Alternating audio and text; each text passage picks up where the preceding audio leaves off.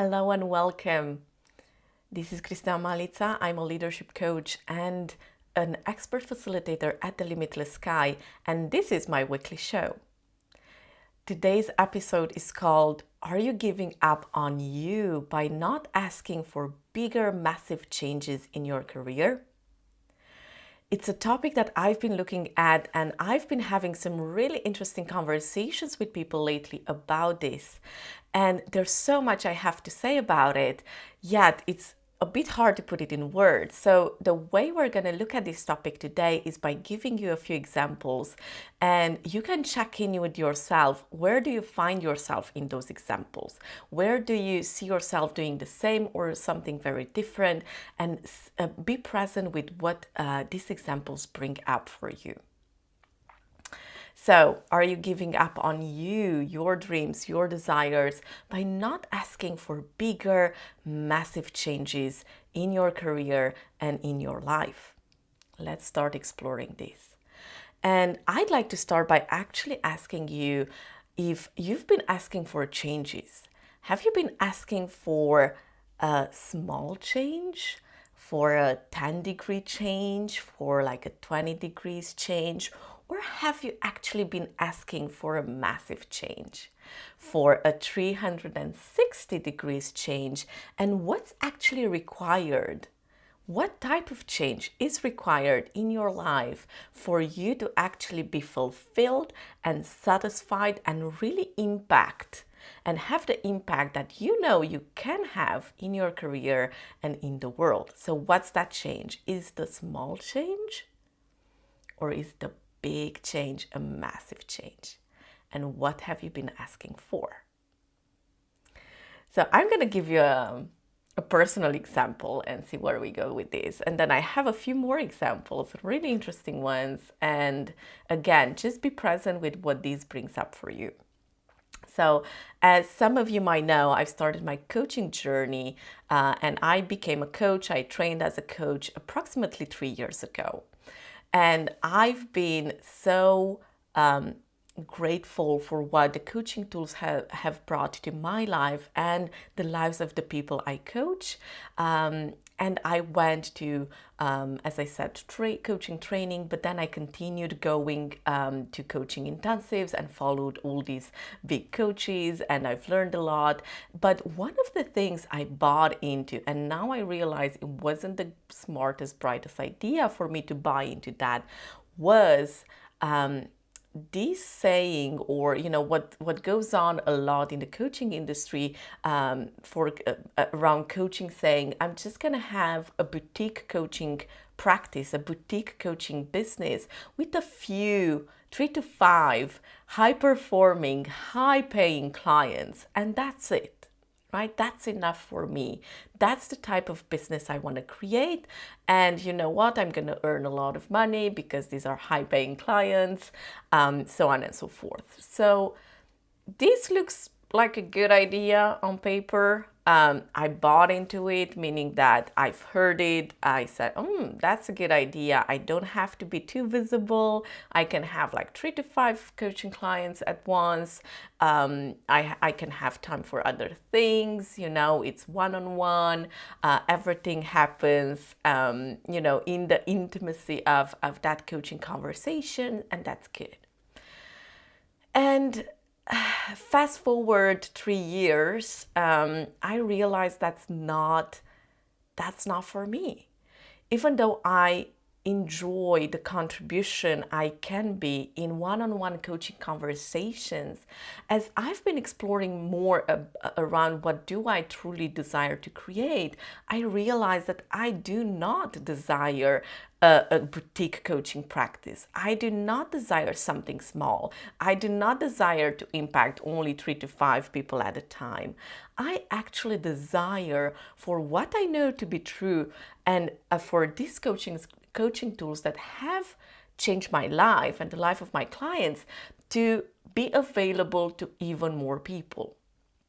And you know that or maybe you don't, but I am very interested in changing the paradigm from which managers and leaders and bosses in companies function from, so that we get to be more of who we are at work and create nicer, more creative, and more impactful projects and businesses that are actually creating a sustainable reality for everybody involved, including the planet.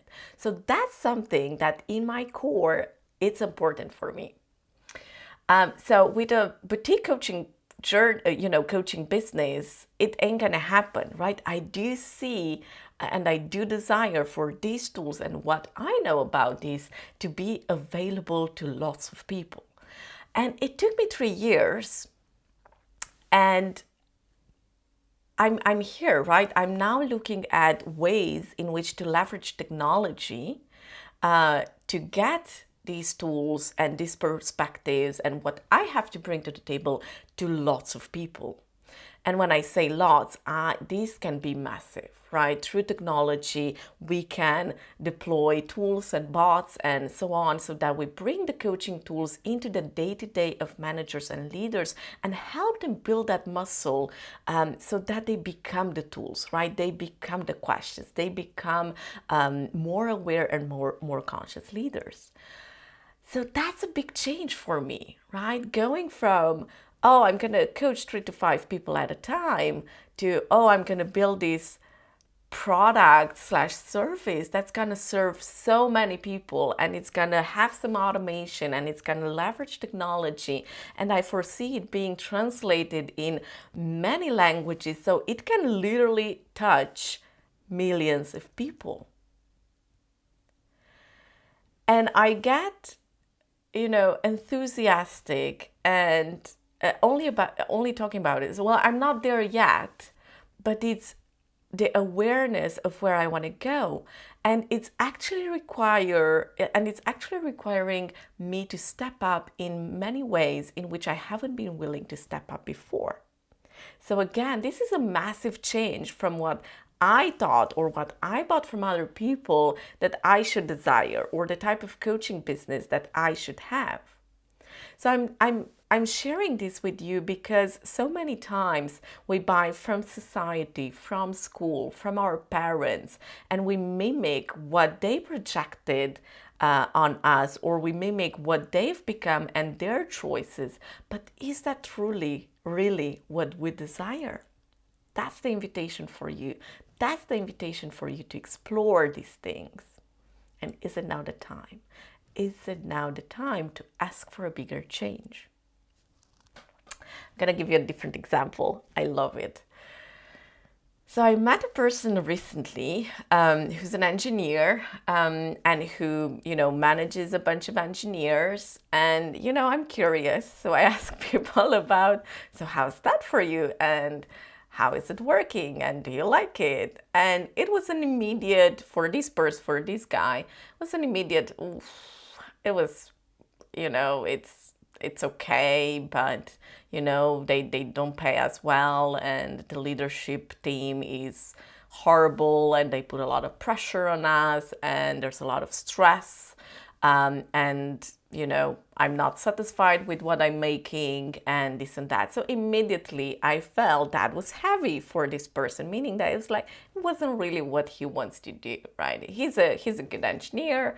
He can do it. He got trained in it. He enjoys some of the work he's doing, but it's not what brings him alive. It's not that, oh my God, I'm gonna go to work today and I'm gonna create some amazing things. It's not that for him. So I asked some more questions, and I said, okay, so what is that in your life that brings you to life? What's that? And for this person in particular is being a pilot. So this person has the pilot license for small airplanes, and this is his hobby, right? He spends lots of time and energy and money on this hobby. So then I've asked him, what about doing this for a living? I see that you're so into it, you're so passionate. Only by him talking about it, he's eyes would light up, and his energy changed immediately.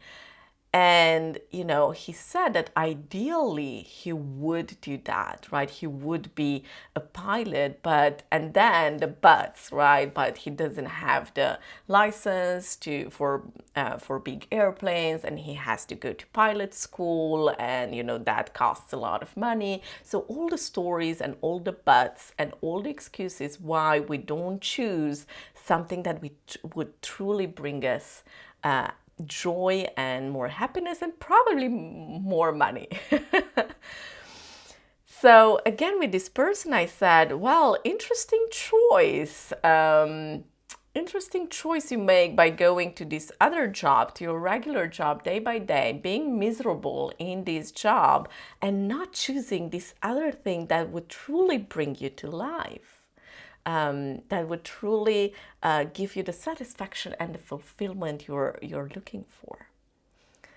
And in that moment, I saw that something changed for this person, because they were like, oh, I'm actually choosing to go to my job every day, stay in this job that it's not satisfactory for me, while giving up on my dream, because he did share with me that it was a childhood dream to become a pilot.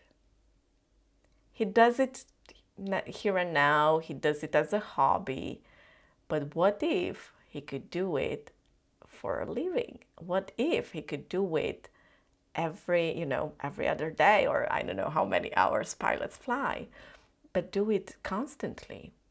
And that was like, in a way, a new idea for him. It was, I perceived, and then he shared that with me.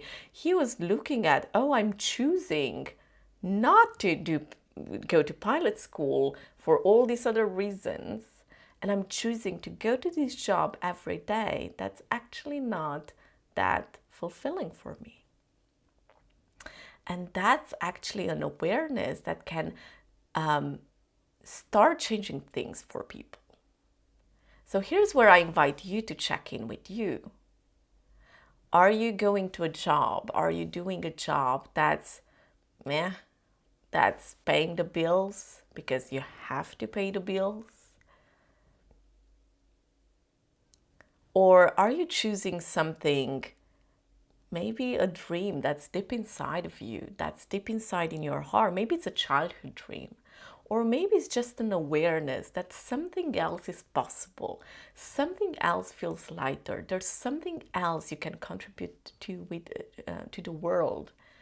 Are you choosing that? Because I don't know about you, but when I board a plane, I really hope that the pilot and the co-pilot are not bored out of their minds. Right? They're not just doing a job. They're not, stressed out and maxed out and, hating their job. I truly hope they're not hating being a pilot, right? I truly hope they're on top of all the safety procedures and all the checklists and everything around and about that airplane and flying an airplane and all of that, right? Because even though I know most of it is on automatic pilot, if something happens, I want to know that those people are on top of things and I'm going to land safely, right? So check in again with you. What are you choosing?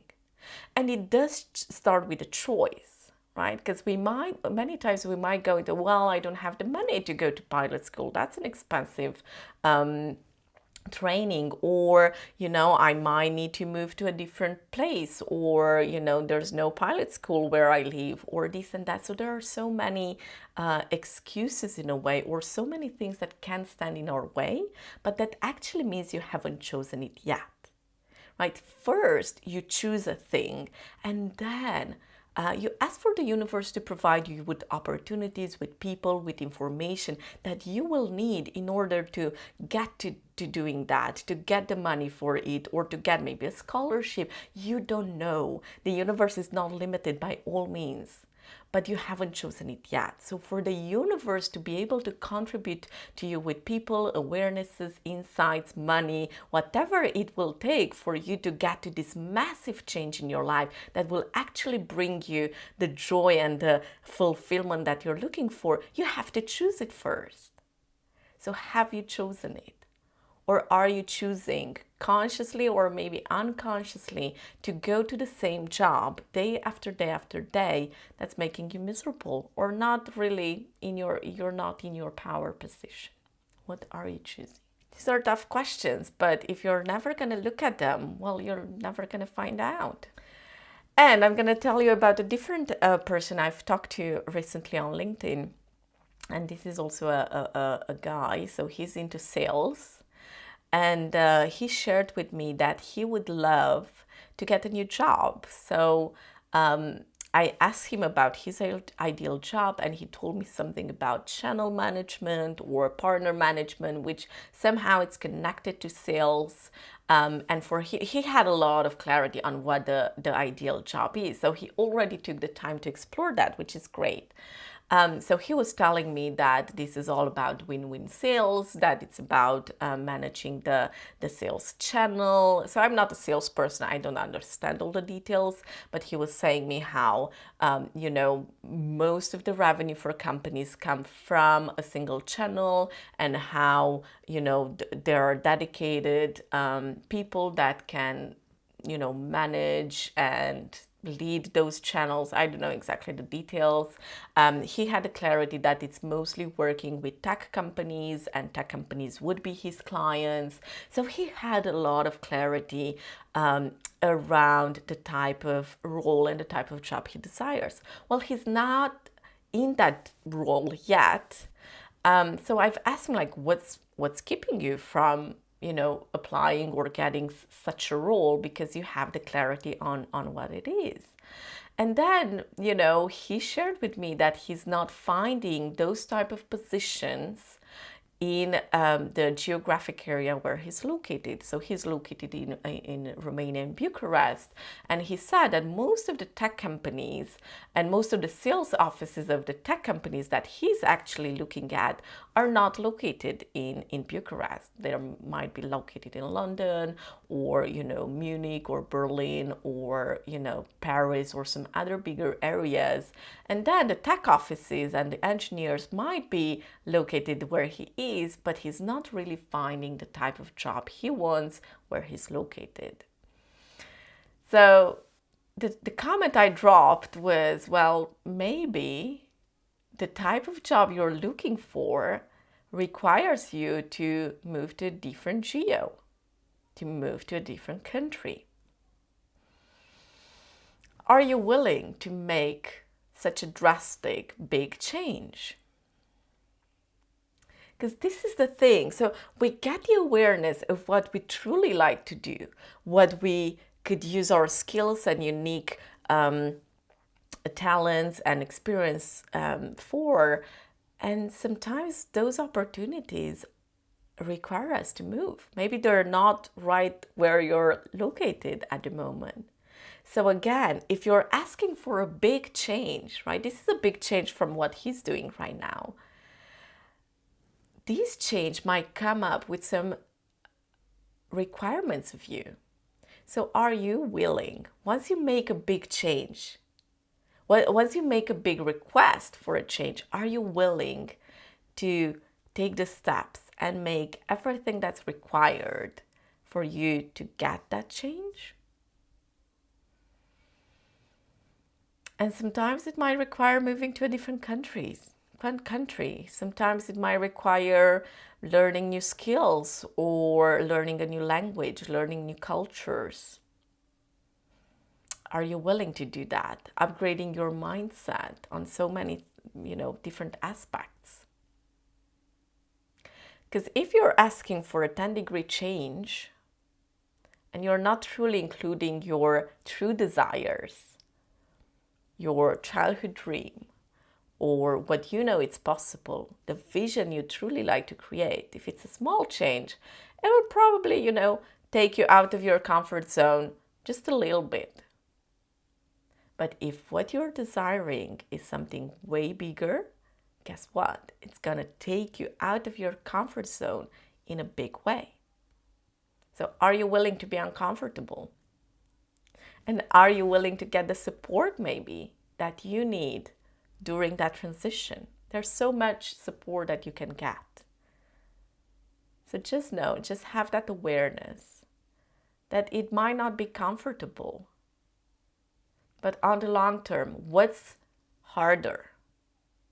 Staying in a position, in a job, in a role that you're not satisfied with, or you're not really fulfilled by the work you're doing, or actually being uncomfortable choosing something different, choosing something way outside your comfort zone and making that transition, knowing that you'll get to a point where you'll be more confident, more comfortable in that new position.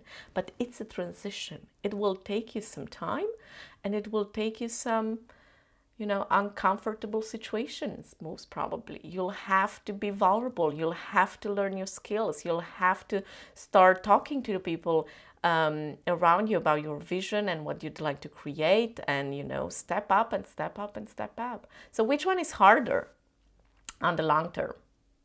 And what will you choose? So that was it for today. I would love to hear from you. What insights did you get, if any, from today's weekly show? Leave me your questions in the comment section below. If you have any questions, I'd love to hear them. I'd love to address them. And until next time, do the reflection. Take some time. It's for you. Nobody will do it if you're not doing it. So commit to you, commit to your desires, and start by exploring them. You don't have to take any action yet. Just explore them and see what comes up. It does require some courage. So will you choose it? I'm Cristina Malita. Thanks for watching. If you found this useful, I would be so grateful if you shared it. And don't forget to follow us and follow me, follow my YouTube channel and my social pages on LinkedIn, Facebook. You can find me at The Limitless Sky. Thank you and have an excellent rest of your day. Bye-bye.